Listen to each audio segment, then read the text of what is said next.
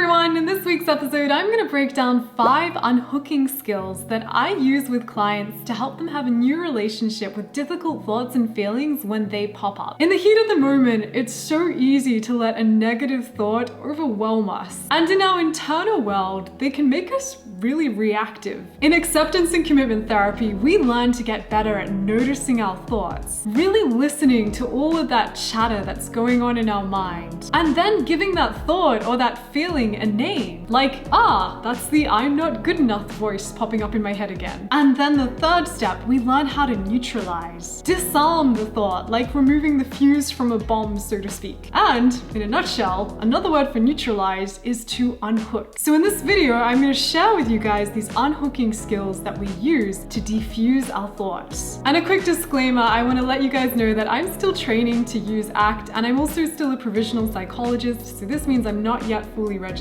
However, I have done Russ Harris's ACT course for beginners, and I can't recommend it enough. I'm going to leave some links down below to the course and to Russ Harris's website, and after watching this video, go and check it out. If you're thinking of learning about ACT, do it. You won't regret it, I promise you. Anyway, let's get into the unhooking skills.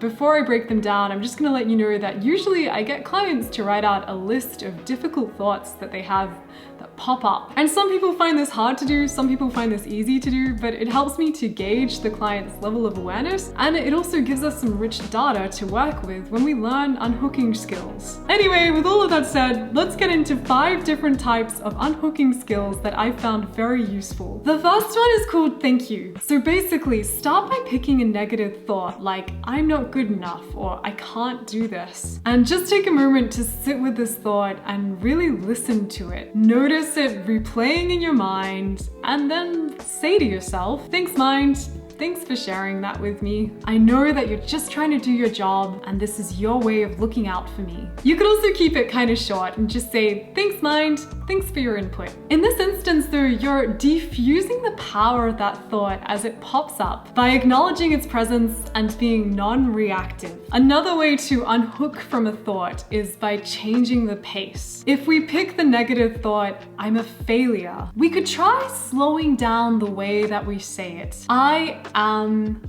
a failure. I am a failure. I am a failure. Or alternatively, we could try and speed it up. I'm a failure, I'm a failure, I'm a failure, I'm a failure, I'm a failure, I'm a failure, I'm a failure. When we do this, I like to think of it as adding texture to the thoughts to help defuse them. The thought itself hasn't changed, we haven't done anything to that, but we've just kind of added this another layer to it that gives it less credibility. It doesn't sound as overpowering in our mind. The next way that we could unhook from a really difficult thought is by adding in a little bit of humor. Not everybody finds this a helpful approach, and of course we don't want to try and invalidate people's feelings, but some people find that adding humor does help, so we want to give the client a heads up and we want to try and experiment. One idea for adding humor is to turn a difficult thought or feeling into a song.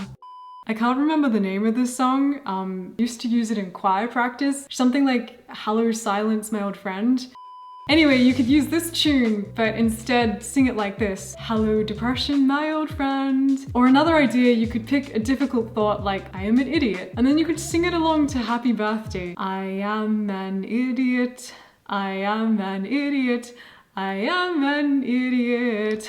You could also start trying to say a difficult thought in a silly voice, like Darth Vader's voice. I am your father. I'll try my best impersonation. I am an idiot. This is definitely not something that I'm skilled at doing, but some people are much more skilled than me, and they actually find this to be a really helpful strategy. It diffuses overpowering thoughts by adding some lightness to them. Another unhooking skill is to add some space. Start by bringing to mind a really difficult thought like I'm not good enough. Spend a moment, maybe 5 or 10 seconds, saying this thought to yourself. Really focus on it. Notice as well how it's making you feel. Some people find this unhooking skill can be a little bit triggering. So you want to encourage the client to take a deep breath and maybe take a pause if it is too much. But after they've spent a little bit of time focusing on that thought, you then want to teach them to add on some words. Start by adding on, I am having the thought